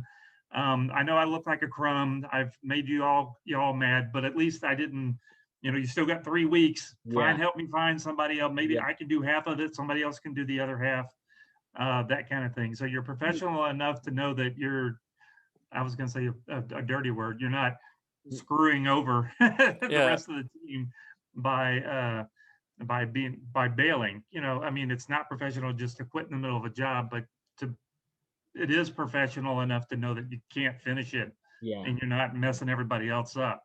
One thing, Tommy, though you said if you're describing it well, you described it perfectly.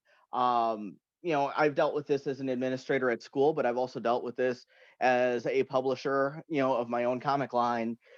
Give people the opportunity and the time to make a smooth transition. Yes. That is so necessary. I've, any administrator in a school, Eventually we'll have a teacher that cannot finish the semester.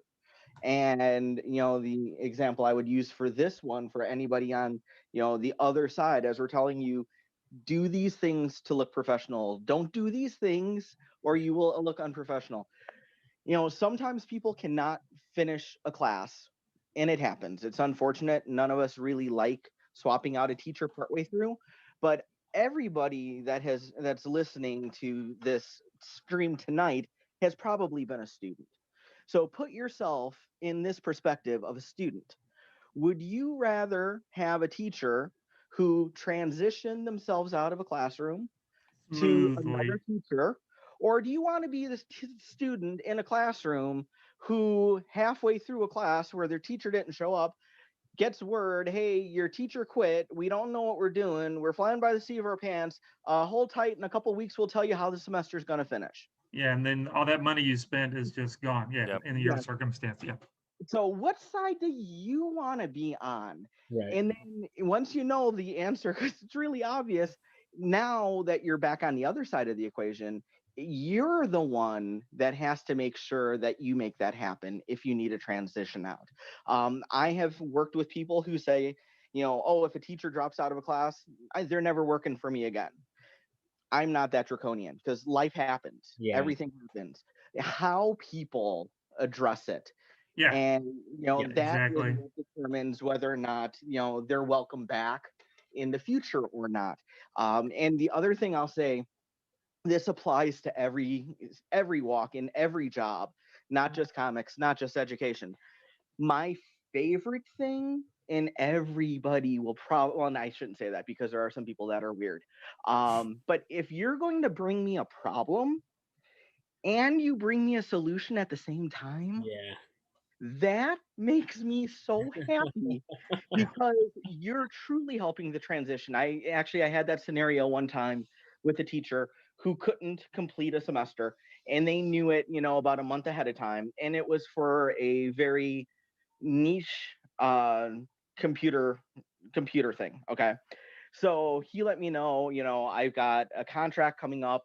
It's starting faster than I expected. I can't teach this class, but this guy I've worked with for 20 years, he has worked in the same field. He has the degree that's required for the job. He has some training experience. I already talked to him. He'd be interested in finding out if that might be an opportunity for him to take over the class. I'm like, oh my God, marry me. This is amazing.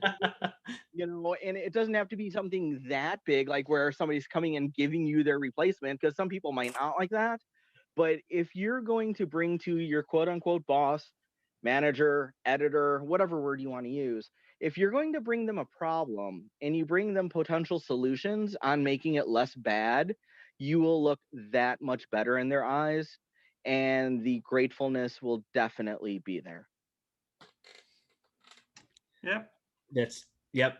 I was also going to throw in, being that you guys are even though your Silverline is going to be putting your books out for you guys, because you're the writers behind the books. These are your books that you're bringing to Silverline. Say you've hired me to, or I'm on your team as far as doing the artwork and stuff, because you're hired. I want you. You're mine. Yeah, I'm doing it. I'm doing it all. That's why That's why I've got this list of things, because I've said yes to everything.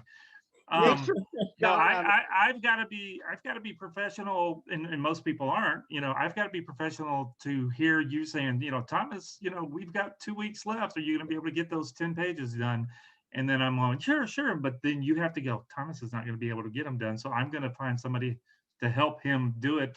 And hopefully Thomas won't be mad that I'm going to get somebody to help him so we can get it done. So it's the professionals got to be on, both sides, right. Every side, you've got to be able to tell the person that, I'm going to get you some help, to help you finish, that part of the job. And then I, being the one doing the job, I have to be professional enough to finally go, thank you. I didn't want to tell you I couldn't do it. And I appreciate that you helping me out. Well, I mean, what I was going to say is one of the key things to do in any sort of professional setting where you work with other people is be aware that everyone has circumstances and situations. You don't need to be aware of the minute details, but just be aware of the general concepts Yeah. because you have them of your own. So, because that'll give you the empathy you need to know that if I am working with Scott on something and I know I'm going to be that something might come up or that I'm going to get a week late on something. I don't know if something in his circumstance is going to change, so I need to be proactive and let him know. But also be aware of my own, so that way I know that if something else is going to come up and it's going to put me beyond capacity, I need to not be afraid to tell that person, no, I can't do that at the moment. Right. It won't get done. I'm just going to tell you. Yeah. Yeah. But yes. Communication and trying to stay ahead of it as best you can is fantastic. And just shooting somebody a note to say, I'm seeing this on the horizon, and it might be a hitch, or and you said empathy, and having empathy and extending grace to understand. Okay, we're all humans, but taking the responsibility yourself, especially because we're talking about personally applicable, to be the professional, and that's courtesy, and that I think I wanted to mention too about doing leadership training. I think that's critical, even if you're not in a leadership role. We're all kind of in some one way or another. There's some sort of leadership role, but we can take the advice of other leaders to become better followers, because then we see, okay, what are the people that are managing me dealing with, and so now I can know, and I can see, okay, these are the things we're dealing with. How can I help them? Like Tommy was saying too. So as a writer of a comic book, I'm kind of the manager of this project at this level, and then I've got my editors at this level, but I got to manage a team of artists and so forth, and I can be a good leader to them, but understand what my leadership structure is dealing with and expect. So I think that's a great thing. Once you're on the team, once you're in the organization, once you're working, I mean, even if you're not, I mean, if you're trying, leadership training, I think, is a great way to get a feel for how to be a good team player and a good follower, and then eventually, hopefully, a great leader. The kindness and selflessness model, I think, goes far beyond any autocratic, dictatorial method, unless it's necessary. I mean, if we're military setting or firefighting or something like that, you need an autocratic, go there, do this now. But in general, even in the military, there are some points of fluctuation. Yeah. Oh yeah. And so one of my jobs in the Coast Guard, I was on a buoy tender, and it was a 180-foot old boat that we tended buoys. It was lots of rust and slop and gross, and they screamed at us and told us to do this. Most of the time, because if you didn't do it, they said you would get maimed or fall overboard. But then there was a moment where my chief, he brought me a cup of coffee, and I was a nobody, but he knew I liked a cup of coffee, and we're out on the deck, and we had an hour to kill before another buoy. Brought me a cup of coffee, and that meant a lot. Yeah. And he didn't have to do that, but because I was a non-rate goofball out there straight out of boot camp, pretty much, but he knew. And so anyways, so that made his leadership style, that put him in a position where he could scream at me, of course, and I'll get the job done, but he also understood his subordinates, and that has stuck with me. Him being a good leader has stuck with me to be a good team player and have that kindness and empathy and awareness to be a good a team player and be just a good person and nice to people. Yeah. Can I share a story, Scott? Go for it. That's what we're here for. All right. As we say, don't blur the lines. I'm blurring so many lines with my other professional life tonight, but I think it's all applicable. And as a teacher, I always said, if I could have the impact on one person that two specific teachers had on me, my whole career was worth it. Luckily, I have reached that point. I've have so many great students I'm still in touch with. At least one became a teacher because of me. I cried when he told me that. I'm actually up right now and seriously, it's touching me. Yeah. So glad I'm not on video tonight. But the extending grace in the social media and everything being on video and capture moments. Yeah. So I'm going to be completely authentic on this one. At my college, which is not a secret because I'm easily Googleable. Is that a word? If not, Yes. I think it is now. Googleable. So we have things called board review. So after the school board meets, the next morning, all administrators meet with the president's cabinet and they walk us through what happened the night before with the board meeting, and we find out all the details. And it's very nice that they do that in that format. It wasn't too long after the pandemic started and we were all working remotely, not expecting to. We're all adjusting to this new life. I'm a single dad. I'm at home with my 15-year-old at that point. Well, he's still 15 for another couple of days, and our 2 dogs. And we're stuck in the house, maybe like a month or 2 in now. And I'm doing the board review from my phone, like I'm meeting with y'all tonight. Just voice. But it was the first time I ever used Zoom on my phone. And I didn't realize that if I put mute on my phone, that didn't necessarily mute my Zoom meeting. Yeah. So when my son was 1, for when people were coming over for his birthday party, I had done up his room with like all those big fancy stickers all over the walls. Spider-Man, Batman, room looked awesome. Well, 14 years later, he decides to tear them all down and throw them all on the landing where I'm walking on Zoom thinking I'm muted, and in the president's meeting, and so he tore them all off, threw them on the landing. It's like the landing is it's a swath of flypaper. Flypaper It's a mess. basically on the floor. And I'm walking in this stuff. I accidentally stepped on it. I tried to step over it. It caught on the one foot, and then it pulled me down. I went and got caught on the other foot. I felt like I was like in a cartoon from my childhood, I'm like, and I scream at him. I'm like, John. I'm like, what is with all this shit on the floor? Well, and sorry, Roland, I know you don't like swearing on your thing, but I had to say it that way because that's how I said it. Well, apparently it wasn't you saying it now. It was you repeating what somebody else said. Yeah, so that's okay. No. That's what I yelled to John. That's why I yelled. No. I meant that you can, as long as it's somebody else saying it. Gotcha. Yeah. So, okay. So quotes are okay. Good. Yeah, somebody named John said this. Unfortunately, when you mute your phone, that doesn't mute Zoom. I didn't know that. And so not only did I swear in front of the college president, her complete presidential group, and every administrator on campus. The whole school. So all the administrators, I'm friends with a lot of them. We have good working relationships. Yeah. My phone starts blowing up. Like one of them, one that says, ha, you swore in board review, and one's going mute. And so that was my boss at the time. And then my boss's boss at the time is like, put your phone on mute. So my phone is beeping and chirping because they're messaging me, they're emailing me, and they're texting me. So every time one of those things is coming up, that's disrupting the meeting further.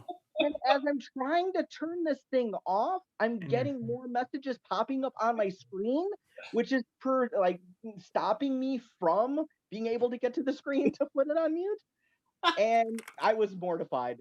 So after the meeting, tail between my legs, I sent the president an email. I'm like, I am so sorry. I gave her a briefer version than this, a list of what transpired. I'm like, I am so sorry. I am so sorry. I seemed unprofessional. It will not happen again. I am so embarrassed. I am mortified. And she was so kind, and she replied, and she had said that, especially during this time, giving everybody, some grace is needed, and that was, I was so grateful for that because not everybody would respond that way. So yes, that is where I was very grateful to have some grace extended to me because that was not fun. It was funny after the fact, but not while it was going on. Oh yeah. But 2 side things that I really want to pull in with this going back to Scott, your direct question to me earlier tonight about maintaining a professional social presence. Did I ever plan to swear in the middle of a president meeting? No. But things happen, especially, that one word happened that day. And just because you don't plan to do something digitally, doesn't mean it's not going to happen. So that's my word of caution to everybody out there, as we were talking about maintaining, your professional appearance out there. Even when you're not planning to do something stupid, it doesn't mean it might not happen. And then the other thing that, I'm not tooting my horn on this. This one, I did it because it was the right thing to do, and that's who I am. My parents raised me that way.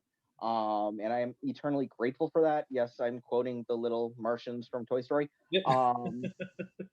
When you screw up, and I screwed up, admit it and apologize.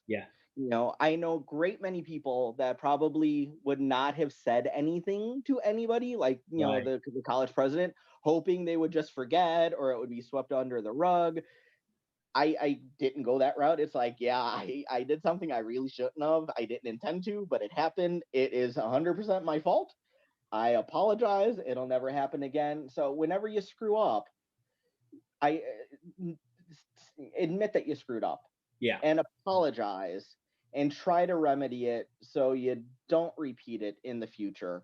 And that right there will speak volumes to your character.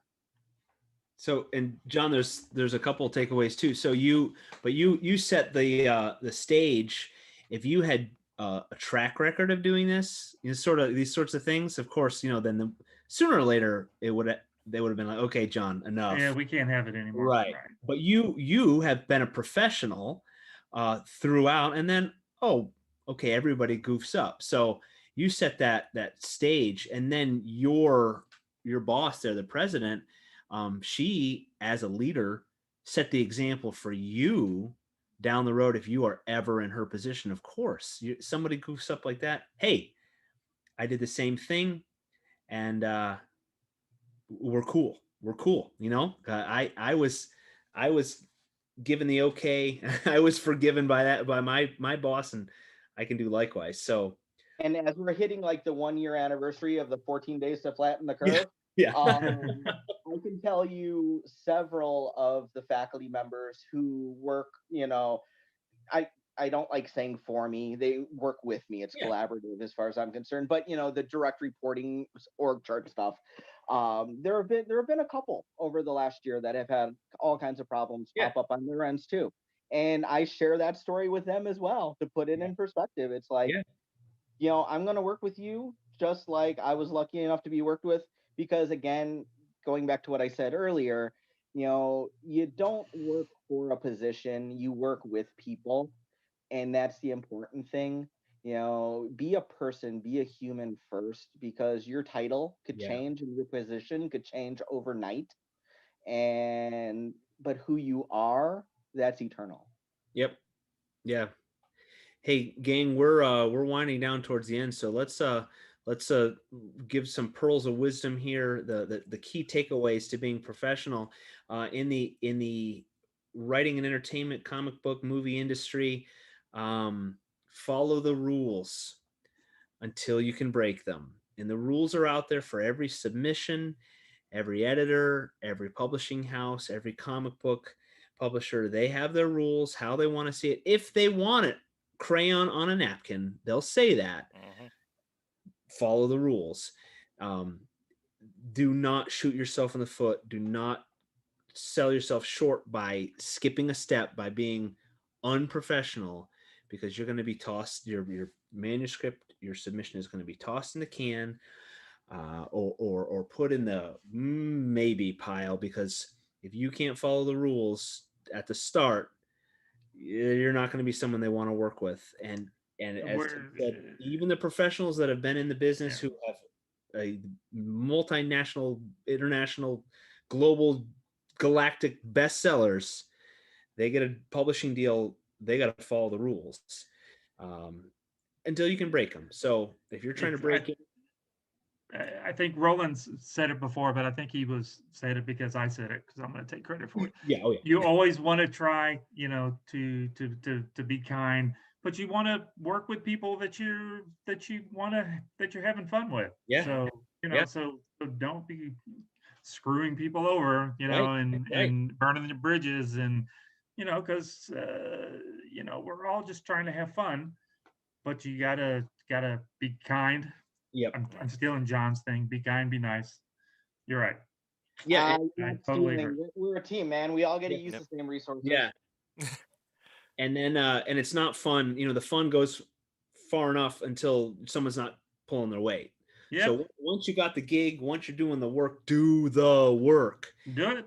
Because As that's much as you also you're not anybody's friend if they're having to wait on you, if they're having to badger you, if they can't get a hold of you, you're not getting the work done. Do the work. They may still love you, but it's like, I can't work with you. I'm still gonna love you. You're still my buddy, but You're still my pal. That's Yep. right. We'll go get a cup of coffee, but we're not going to make a Sean, I'm going to send you a Christmas card. Or send a whole bunch of CDs. I'm not saying who just sent me a whole bunch of CDs. Or Blu-ray CDs. John, I want to talk about this on another show. I got something to show you guys maybe next week or the week after. And yeah, we can still be buddies. We may not can work together, but if we're going to be buddies, we might not just work together. That kind of thing. Right. Yeah. Oh yeah, we know. Oh, that's what I was going to talk about too. Man, we got a couple minutes left, but yeah, this is maybe is another topic. You guys talked about it, I think last week, a little bit about etiquette at conventions and so forth. Yes, that's part about being a professional too. Don't be that guy. And don't see just because you saw in a movie that somebody slipped a manuscript under the door in the bathroom. Don't be that guy, and don't be so creative that you're just off in la la land. There are just follow the rules until you don't have to. So I can't wait till we can all do shows together, so we can so I can teach y'all how to sit up behind a table and sell your stuff and right and show you what not to do, because I have surely done a bunch of stuff I'm not supposed to do. Yep. I'd say something that did not get touched on, but I feel like it's very apparent with this group, is maintain professionalism, but don't strictly keep it all business. Don't be afraid to develop a personality. Yeah. Like if I was talking with Tommy and all he talked about was page weight, like for printing and line weight for inking, I would find every excuse to get out of the conversation. But no, like when I'm talking to Tommy, I gotta go. Yeah, I gotta go. yeah. But talking to Tommy, I'm going to be like, "Hey, so what biking trails did you do this weekend?" Right. Oh man, I got rid of that other bike that I had on order that was coming. We'll talk about that later. Sure. But I mean, we opened the show with Scott playing banjo, and so it's the good, clean personality content, and you can also put that on your social media, because my stuff is mostly Destiny related to weightlifting, and the amount of creators I've talked to about weightlifting and Destiny, it's been great. But it's developing that personality that you can tie into a professional conversation. Yeah, you're right. And in the creative world especially, and maybe not the some of the business world. I honestly don't know much about the business. What is business? I don't know. But the creative world, yeah, we're creative. Be creative. Show your creative side. But yeah, make it make sense, and not and again not alienate people and not be off crazy. But show your creative side. Incorporate that. Be fun. I mean, we're making comic books. Like I'm like it'd be fun. Into the motorcycle world, but somebody told me, they said in this industry, if you're not having fun, you're doing something wrong. Yeah, exactly. This is all about having fun. Yeah, telling stories. It's work. It's a lot of work, but it's having fun. And I can come at this from a business perspective, working a day job in financial analysis. Business. But when you're meeting with a client for the first time, there's like a whole set of books on the process of that building that relationship, and the first thing to do is try and find rapport in a process typically referred to as the interview. And yeah, you want to learn their situation, like what their finances look like and what their taxes look like and all that. But the main thing you're looking for is hobbies. Yeah. They say that if you know you've succeeded in the interview if you can walk away with the takeaways going into financial analysis, but also knowing the hobby that you have in common. That next time you call them up, you can be like, "Hey, so I have this Yeah. question for you, but how'd this go last week?" Or Yeah, Right. that's that's be called being a friend. yeah, Right. Yeah. Yeah, Yeah. So and let's I not like that. That's a good one, Mr. Tim. Good one. if you're trying to break in, and I keep having to say that I'm not a guru, but treat yourself like a professional. You are a writer, you are an artist, you are be a professional and have that mindset, and then and get the work done, get a product to shop out there, and be nice to people. Don't burn bridges. Just be an all around good person. I think that seems to be the common refrain for tonight's theme. And we are wrapping up. I don't want to cut anybody short. John, I can't see your nodding head or your shaking no. He's saying yes. I'm all good. I'm all good. It's been a great night, and hopefully somebody out there can put together some of the words of wisdom that everybody tonight has shared. I picked up a couple cool things tonight myself. Hopefully this will help folks out there, and we get to add a whole bunch of other new upcoming energetic creators to the fold. Yes. And so why don't you, John, say goodnight, get us started, and tell folks where they can find you and projects you've got, irons you have in the fire. Let us know. All right. John Medic, last name spelled Metych. You could find me on Facebook. You could also find Beta 3 Comics on Facebook. And Sniper and Rook is returning in 2021. And it may not be the way that you want to expect. Ooh. Tommy? Thomas Flormonti, go look to infernostudios.com, Inferno like the fire, and you can find me mostly on the Facebook. I do have an Instagram account and all that other kind of stuff, and Tommy don't TikTok, or TikTok don't Tommy, I don't remember what it was. I forget what it was. But yeah, just look for me, and I will have more stuff to show. I didn't stream anything. We were supposed to be streaming, but we were trying to be so serious and make sure we got some good information out. I didn't even stream anything. So next time. And then next time, I promise when you guys come back, I'll show you what somebody sent me last week. There you go. I am Scott Wakefield. Coming up soon from Silverline is my title, Steam Patriots. It's at Steam Patriots on Facebook and Instagram.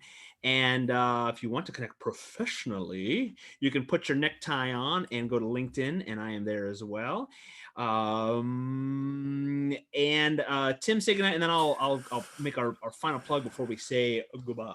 Yes, I am Tim TK. I don't have an amp for the bass at the moment. It's in the garage. But I am the writer, creator of Wolf Hunter, the associate editor of Silverline, and runner of the Craft blog series. You can also find me on Twitch at AgroBacon, where I played some Age of Empires 2 before stream today, and I'll be playing some stuff on Saturday. I was gonna say something else. Tim TK Writer on all the socials, at Tim Doesn't TikTok on TikTok. All right, starter. Like that. We got 4 days left. Twilight Grim #2, Friar Rush #2. Everything coming out of Silverline is so exciting. We have our world and our titles are expanding. Our stories are continuing. Go over there and support our independent creatives. They're funded, so we're just going for stretch goals now. So anything you do, you back this project, you're going to get your reward. You're going to get these books, and you will get the extras and all the goodies. And there's lots of extra goodies on there. You can get exclusive content, one-off stuff from all of our amazing artists. And we thank Daytona Beach Comic Con for sponsoring us. And head to silverlinecomics.com and check out our craft blog. And don't forget that this topic will be continued on Sunday night with the Sunday crew. And they are probably even more professional than we are. They always are. They're way more professional than us. Just up on another level of professionalism. Sunday crew 9 to 11 p.m. Eastern. And I think that's it. Get over to Kickstarter. You got 4 days left. That'll be wrapping up Sunday night, and they'll probably be chatting about that on the Sunday show. Thank you, all of you out there. If you're not watching this live, still feel free to throw some comments there. We try to keep an eye on those. If you've got questions, share this, like, subscribe, all those good things. You know the drill. And as always, I'll make mine Silverline. Take mine Silverline.